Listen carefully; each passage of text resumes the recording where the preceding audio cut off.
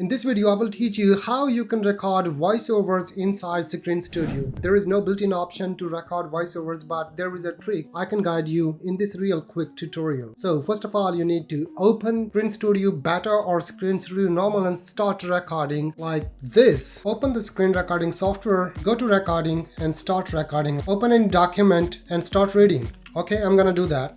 In this tutorial, I'll guide you through the process of recording the voiceover in screenstudio. Discover how easily set up your microphone, adjust audio setting for optimal sound quality, and synchronize your voiceover with your screen recording. Whether you are recording professional tutorial for engaging content, these steps will help you capture clear and impactful audio for your videos. Alright, we are done with the recording. Now the voiceover is ready. I need to stop. You will see this kind of video.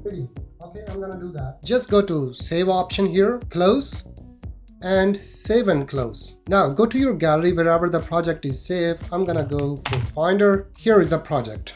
I rename it project. Alright, what do you need to do? Just right click, show package content.